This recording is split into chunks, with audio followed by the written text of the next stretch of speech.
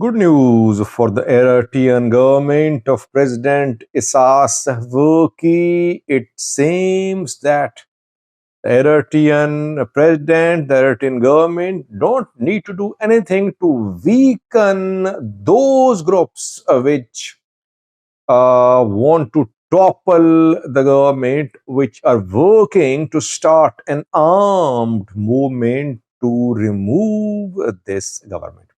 Welcome to My Views and News. Thanks for watching the channel. Good to be with you. Because the in recent months we saw that an anti-Eritrean government group emerged and it announced the launch of an armed movement from Ethiopian Afar region. Its name is Eritrean Blue Revolution Front, EBRF. It was Brigade Nehamado. It operated as Brigade Nehamado in different parts of the world, in Europe, in Canada, in the US, in other parts of the world, other countries of the world. Brigade Nehamado carried out several activities.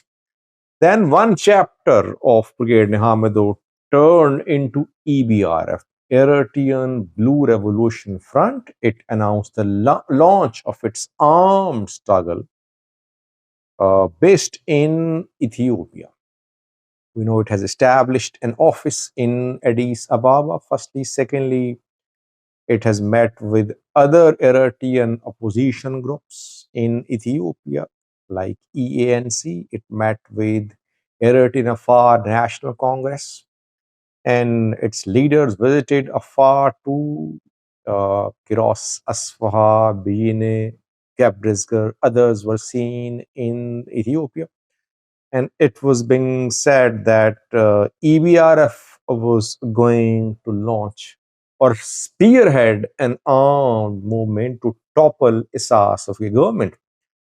What has this group achieved so far? Has it been able to attract lots of members to join in what is this group doing in Europe, in Canada, in the US?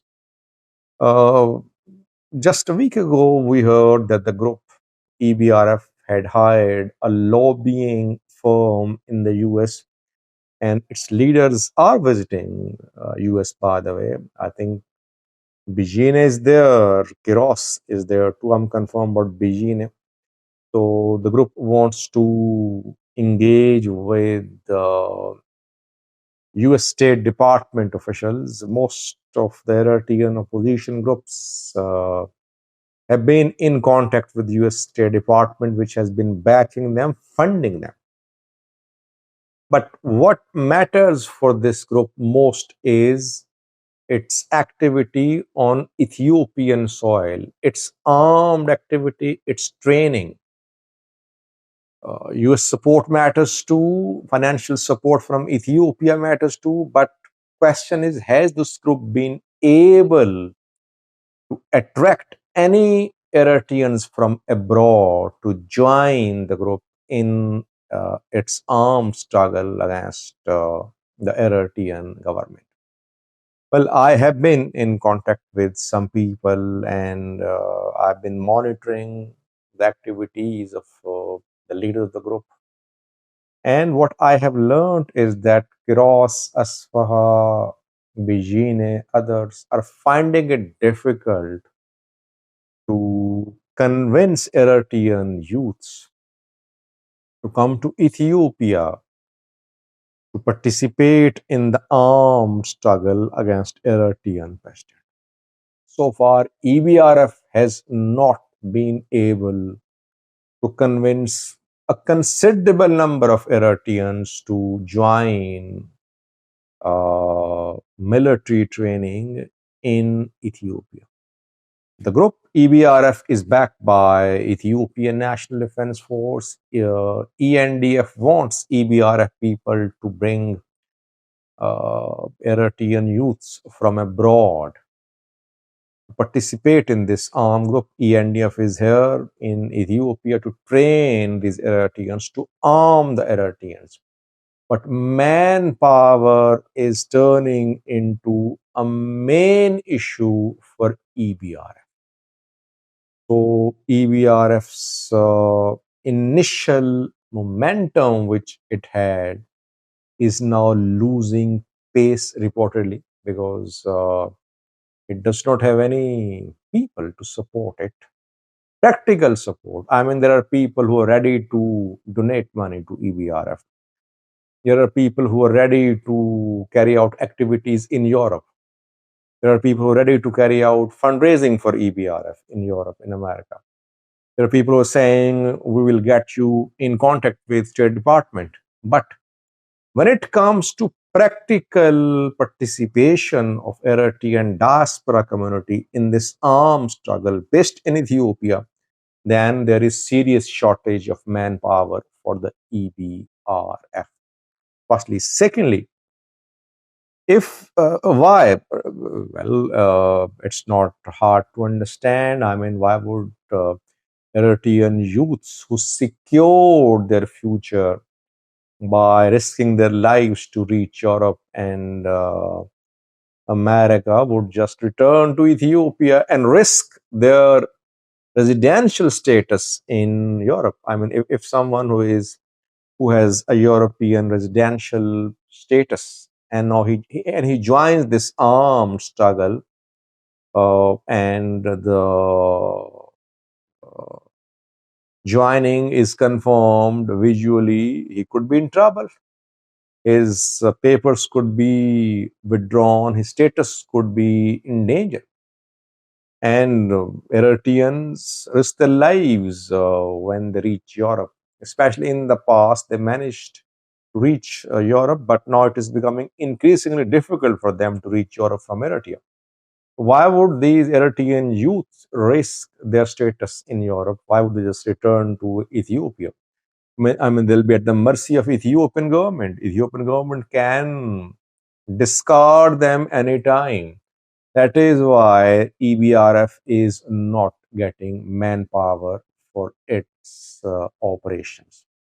Secondly, even if it gets manpower, it would be difficult for those Eritreans who spent their lives in Europe to be in a position to survive in a far region of Ethiopia.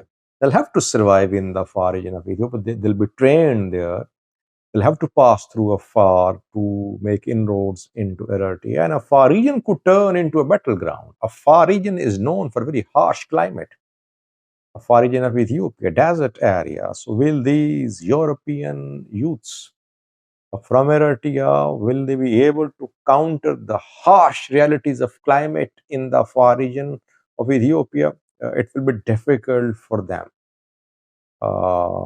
So it means that EBRF is left with the option of convincing those Eritreans who are fleeing Eritrea. They have not reached Europe yet. They are in Ethiopia. They're in other parts of Africa. If they're ready to fight, they perhaps can be used.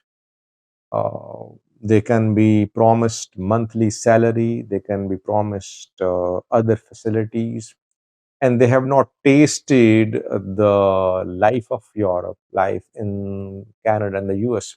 And perhaps they would agree to the offer if they're ideologically opposed to Eritrean government, and if they're ready to risk their lives, they'll agree to join EBRF. So EBRF is now working on Eritreans who are in Ethiopia and other African countries. But are these Eritrean migrants ideologically committed to EBRF's manifesto? Are they ideologically committed to start an armed movement against Eritrean president? These are very important questions. So EBRF militarily perhaps won't be a force to be reckoned with. So far we can say it's not a force to be reckoned with. It has failed so far. I rate Red Sea Afar Democratic Organization and Eritrean Afar National Congress perhaps to be in a better position to launch an armed movement from Ethiopian Afar region towards Eritrea. Though these people, these groups have been in Ethiopia for years, they're not new groups. EBRF is the new entry, but EBRF is turning into just an advocacy group. It is becoming increasingly difficult for EBRF to find manpower. That is why I think it's a good news for the Eritrean government. Eritrean government does not need to do anything to weaken these movements launched to topple the government. The movements don't have any shortage of fund, don't have shortage of weapons, but they're definitely facing shortage of manpower. Thanks for watching.